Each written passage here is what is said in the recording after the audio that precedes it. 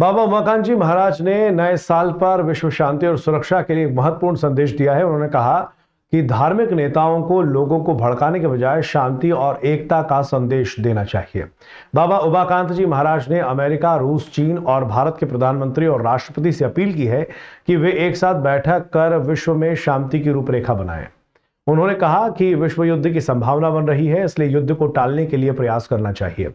बाबा जी ने यह भी कहा कि ज्यादातर लड़ाइयां जड़, जमीन और जोरू के पीछे ही हुई है, इसलिए हमें इन मुद्दों का समाधान निकालना होगा।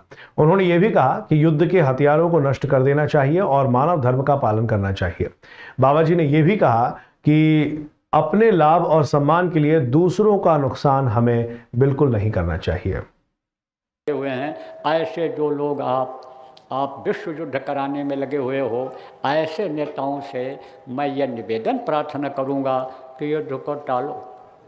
नहीं, जिस नाम के लिए आप इनको लड़ाने भिड़ाने में लग रहे हो, शासन करने में लगे हुए हो कि हम यानी कौम बात चला देंगे, हम जात बात चला देंगे, हम हिंदू बात चला देंगे, हम मुसलमान बात चला देंगे, हम यहूदी बात चला देंगे, क्रिश्चियन बात चला देंगे और हमारा नाम हो जाएगा और ये कौम हमारे पीछे हो जाएगी, तो जब मरने लगेंगे लोग तो आपके खिलाफ हो जाएंगे, आपका कोई नाम लेवा नहीं रह जाएगा। इसलिए हम ये चाहेंगे कि आप सब लोग बैठ करके और युद्ध न हो, और युद्ध के जितने भी हथियार बना लिए गए हैं ये सब नष्ट कर दिए जाएं, और नहीं तो विश्व युद्ध की संभावना बन रही है।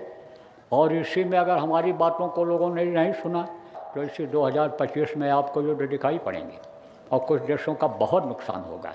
बात को मान जाएंगे तो ये भविष्यवाणी नहीं है, ये चेतावनी है। इसी 2025 में ही आपको युद्ध दिखाई पड़ेंगे और एक ही कौम के, एक ही जाति, एक ही मज़हब के लोगों का काफ़ी नुकसान होगा।